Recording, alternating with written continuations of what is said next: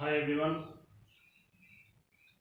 आपका फिर से मेरे YouTube चैनल शुभम संगम पर स्वागत है। मुझे उम्मीद है कि आपने मेरा वीडियो देखा होगा और मुझे ये भी उम्मीद है कि आपकी तैयारी में, आपकी पढ़ाई में भरपूर सहयोग मिला होगा। आज हम वर्ण के बारे में तीसरा वीडियो बनाने जा रहे हैं और आज वर्ण का लास्ट वीडियो है। हम आपसे एक बार फिर से रिक्वेस्ट करते हैं कि आप इसे देखने से पहले, इससे पहले 2 वीडियो अपलोड हुए हैं उसे देखें, तो यह आपको और भी आसानी से याद होगी। और मैं आपसे रिक्वेस्ट करता हूं कि जितना हो सके मेरे YouTube चैनल को सब्सक्राइब कीजिए, शेयर कीजिए, कमेंट कीजिए। आपके कमेंट के आधार पर ही हमें मैंने कैसा बनाया है, मैंने क्या किया है, उसके बारे में पता चलता है। तो हम आगे बढ़ते हैं। हमने कल इससे पहले वर्ण पे 2 वीडियो बनाया जिसमें हमने 44 वर्ण की चर्चा की। हिंदी में 52 वर्ण होते हैं, 44 वर्ण की चर्चा हो गई और जो बाकी वर्ण बचे हैं उसकी हम चर्चा आज इस वीडियो में करने वाले हैं। हिंदी में सामान्यतः 52 वर्ण होते हैं। 44 वर्ण की चर्चा हमने कर ली, बच गए 8 वर्ण। अब 8 वर्ण कौन कौन है उस पे हम बात करने वाले हैं।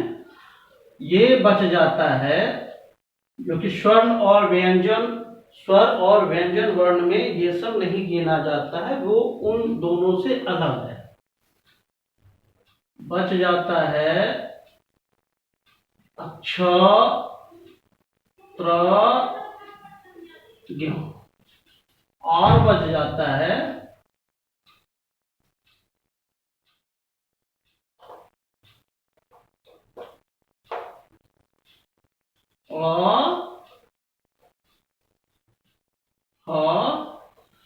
और इसके बाद आ जाता है अनुस्वार, चंद्रबिंदु और एक आता है अविषय। हमने जो 44 वर्ण के बारे में पढ़ा उसमें ये 8 वर्ण नहीं आए, क्योंकि विद्वान इन्हें स्वर और व्यंजन में से किसी में नहीं काम करता है, इसे अलग स्थान दिया गया है। अब हम इसके बारे में थोड़ी सी जानकारी प्राप्त करेंगे कि ये वर्ण कैसे बनता है। समय के साथ साथ हिंदी में वर्णों का जन्म होता रहता है और ये जो है कि नियमित प्रक्रिया है। अब इनको नाम जो दिया गया है, इसे दिया गया संयुक्त व्यंजन का नाम। इसे संयुक्त व्यंजन नाम दिया गया। इसे द्विगुण व्यंजन का नाम दिया गया है।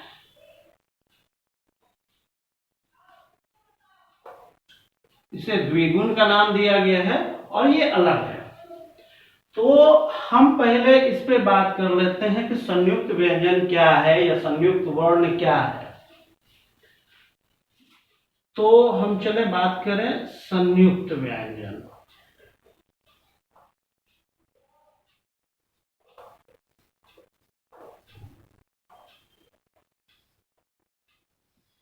आपसे पूछा जा सकता है कि संयुक्त व्यंजन वर्णों की संख्या कितनी है या संयुक्त व्यंजन वर्ण कौन कौन है। तो याद रखना क्ष, त्र, ज्ञ है। इसका अब नाम से ही स्पष्ट संयुक्त है, 2 या 2 से अधिक वर्ण होगा तभी इसका नाम संयुक्त व्यंजन पड़ा है। तो हम जान लें इसको, अगर हम परिभाषित करना चाहें तो वह व्यंजन या इस तरह के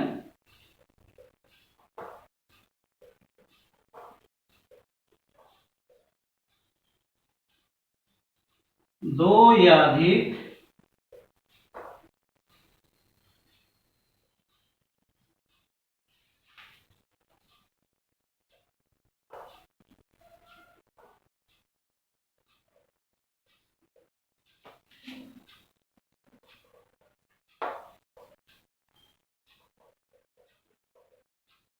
दो या दो से अधिक वर्णों के मिलाने से जिस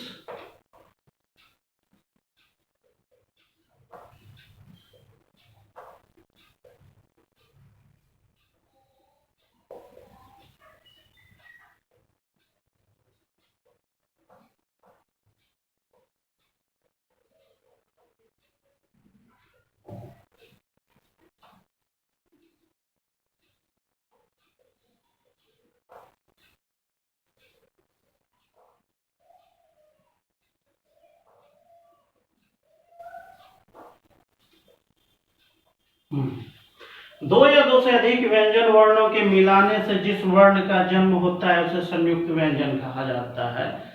स्पष्ट है, कोई लंबी चौड़ी या ज्यादा दिमाग लगाने की जरूरत नहीं है। संयुक्त वर्ड है तो जाहिर सी बात है संयुक्त एक से ज्यादा यानी कम से कम दो वर्णों का मिलन होगा तभी संयुक्त होगा। तो इसको आप अपने से भी बना सकते हैं। दो या दो से अधिक वर्णों के मेल से जो वर्ण बनता है उसे संयुक्त व्यंजन कहा जाता है। अब इसका उदाहरण दे दें। उदाहरण के लिए अब यह जानना है कि इन तीन वर्णों का जन्म कैसे कैसे होता है, किस किस से ये वर्ण बना है। अब पहला हम दे दें, जैसे क मूर्धन्य स्व में मिला तब छ का निर्माण हुआ। ठीक है। उसी तरह त्र उच्चारण से यह स्पष्ट है कि त र में मिला तो त्र का निर्माण हुआ। उसी तरह ज्ञ है, ज वर्ण जब यो से मिला तो ज्ञ वर्ण का जन्म हुआ। तो स्पष्ट है संयुक्त व्यंजन किसे कहा जाता है, इसके क्या क्या उदाहरण है। तो एक बार और रिवीजन कर लीजिए। जब दो या दो से अधिक व्यंजन या वर्ण मिलकर तीसरे वर्ण का निर्माण करता है तो उसे संयुक्त व्यंजन कहा जाता है। क्योंकि व्यंजन बोल रहे हैं तो दो या दो से अधिक व्यंजन ही मिला होगा। तो अक्षों का हम जब तोड़ेंगे दो भागों में बांटेंगे, क और मूर्धन्य स्व मिलता है अक्ष हुआ। उसी तरह त और र मिलता है तो त्र हुआ। ज य में मिलता है तो ज्ञ हुआ। स्पष्ट हो जाना चाहिए संयुक्त व्यंजन। अब इसके बाद आते हैं हम द्विगुण व्यंजन पे। द्विगुण वर्ण पे कहें या व्यंजन कहें, द्विगुण इसको व्यंजन कहते हैं।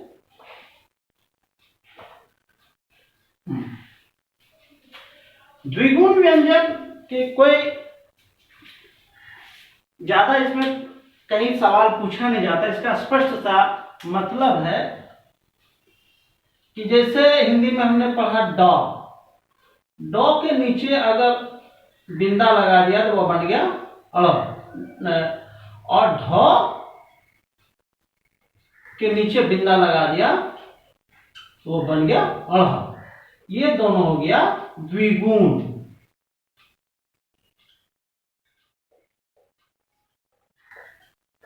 द्विगुण व्यंजन स्पष्ट है। द्विगुण व्यंजन पे ज्यादा घबराने की जरूरत नहीं है। ड के नीचे बिंदा लगा दिए तो वो बन गया और ढ के नीचे बिंदा लगा दिया तो वह बन गया। मतलब अपग्रेड। अब हम आते हैं इन तीनों पे, ये क्या है। इसे ना स्वर्ण माना जाता है, स्वर माना जाता है, ना व्यंजन माना जाता है। अब हम आए कि इनको आखिर कहा क्या जाता है। फिर अब हम यहां ले रहे हैं अनुस्वार, फिर आ गए अ में चंद्र बिंदु और एक है अविसर्ग। तो इसे नाम क्या दिया गया है ये जानना। इन्हें जो हम चूंकि सब में ये स्वतंत्र रूप से लिखा नहीं जाता, यह स्वर के सहयोग से ही बोला जाता है और लिखा जाता है। इसको अनुस्वार नाम दिया गया है।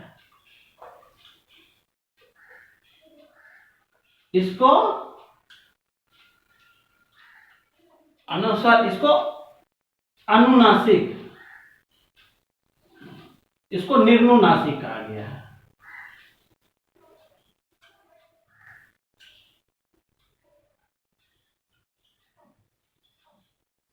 और इसे विसर्ग नाम दिया गया है। तीनों स्पष्ट है? निर्नुनासिक,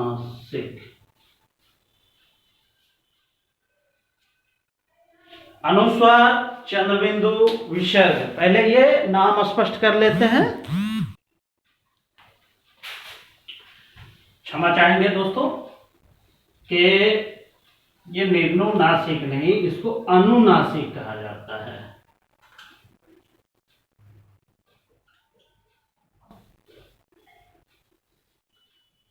तीनों का नाम हो गया। अनुस्वार को अनुस्वार ही बोलते हैं, चंद्रबिंदु है तो उसको नाम दिया गया है अनुनासिक, और ये विसर्ग है, इसे विसर्ग नाम दिया गया है। अब हमें जानना है कि तीनों में मूलभूत अंतर क्या है, इसका उपयोग क्या होता है। यह जब किसी शब्द के साथ उपयोग किया जाता है तो यह किसी भी शब्द में अगर इसे लगाना है अनुस्वार, तो उस शब्द के ऊपर जिस वर्ण के ऊपर लगाना है उस वर्ण के ऊपर बिंदु बिंदु लग जाता है। अब जैसे बोलते हैं अंक, कंघा, तो ये इस तरह नहीं लिखा जाता है, सिर्फ अनुस्वार को ले लिया जाता है। उसी तरह इसका जब उपयोग हम करते हैं चंद्रबिंदु का, इसमें भी अ हट जाता है, बाकी जो सिंबल है सिर्फ उसी का उपयोग होता है। जैसे आंगन, आंगन, चांद, और विसर्ग में भी ये दो बिंदा लिया जाता है, अ साइलेंट हो जाता है। जैसे दुख,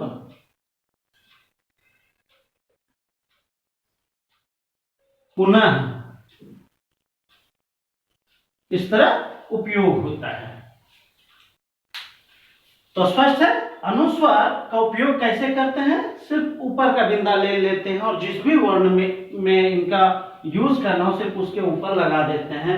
चंद्रबिंदु में भी सेम वही चीज है, चंद्रबिंदु सिर्फ लिया जाता है और जिस भी वर्ण पे लगाना हो उसके ऊपर लगा दिया जाता है। विसर्ग का भी सेम कंडीशन है, उसके आगे जिस भी वर्ण में इसे यूज करना उसके जस्ट आगे उनका यूज किया जाता है। जैसे ये विसर्ग द के साथ यूज हुआ है और यहां विसर्ग न के साथ यूज हुआ है।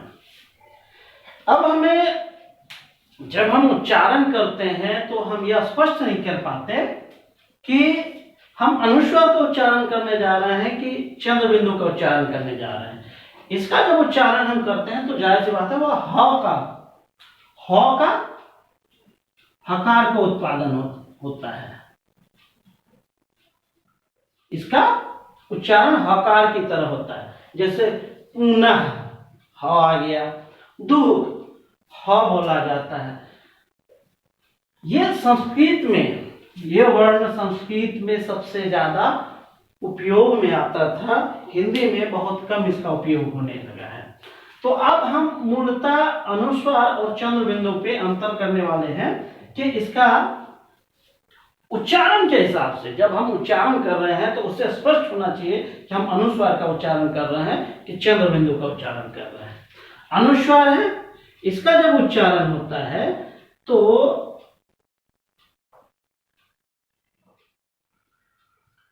नाक से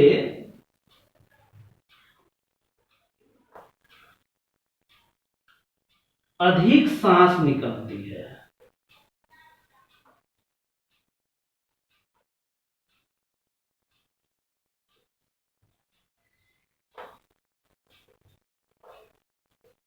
और मुंह से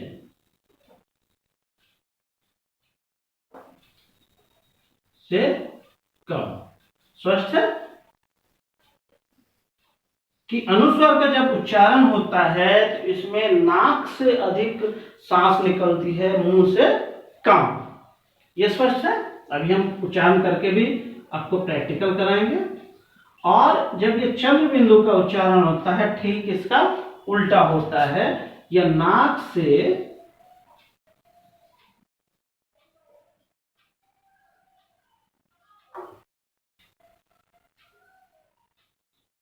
सांस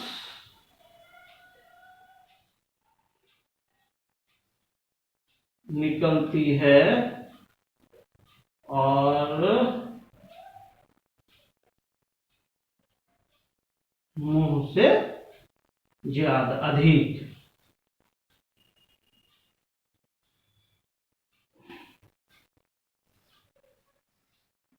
स्पष्ट हो गया। अनुस्वर और चंद्र बिंदु के उच्चारण में मूलभूत अंतर यह है कि अनुस्वर का जब हम उच्चारण करेंगे तो नाक से ज्यादा सांस निकलती है और मुंह से कम, लेकिन वही जब चंद्र बिंदु का उच्चारण करेंगे तो नाक से कम हो जाता है ध्वनि सांस और मुंह से अधिक सांस निकलता है। आप उच्चारण करके देखिए। अंक, आप जीभ को तालू में सटाते हैं और मुंह से सांस को निकलने में बाधा उत्पन्न होती है और नाक से ज्यादा ध्वनि का उत्पादन होता है, सांस का ज्यादा जो है कि बाहर निकलता है नाक से, तो वो अनुस्वर है। स्पष्ट है। जब आप अनुस्वर का उच्चारण करने वाले होते हैं तो जीभ को तालू में सटाते हैं और मुंह से सांस को निकलने में बाधा उत्पन्न करते हैं और इससे क्या होता है कि फिर इनका उच्चारण नाक से हो जाता है। लेकिन चंद्र बिंदु के उच्चारण में हम जो है कि कोशिश करते हैं कि नाक से कम ध्वनि निकले, इस तरह उनका बाधा उत्पन्न करते हैं, नाक की नली में बाधा उत्पन्न करते हैं और जो सांस है वो मुंह के रास्ते बाहर निकलती है। जैसे अंगन, अंगन, तो नाक से हम सांस को उतना नहीं निकलने देते, कम निकलता है और मुंह से अधिक निकलता है। विसर्ग का तो ह की तरह, ह विसर्ग ह की तरह बोला जाता है। तो मेरा विश्वास है कि वर्ण का जो बचा हुआ टॉपिक था वो आज पूरा हो गया और मेरा यह विश्वास है कि आपको अच्छी तरह समझ में भी आ गया होगा। तो एक बार फिर से आप स्वागत है कि मेरे इस चैनल को जितना से जितना हो सके उतना शेयर कीजिए ताकि और लोग भी इससे जुड़ जाएं और उनको ज्यादा से ज्यादा फायदा हो। क्योंकि ये मेरा अभी शुरुआत है, मैं कोशिश करूंगा कि जितना ज्यादा हम इसमें वीडियो बना सकते हैं बनाएंगे। अपनी मुझे ड्यूटी भी करनी होती है और रेस्ट में हम ऐसा कर पाएंगे।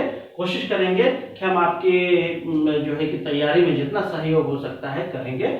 और आप चाहे इनका स्क्रीनशॉट ले लें, चाहे तो इन्हें लिख लें और इसे देखें और हो सके। Thank you.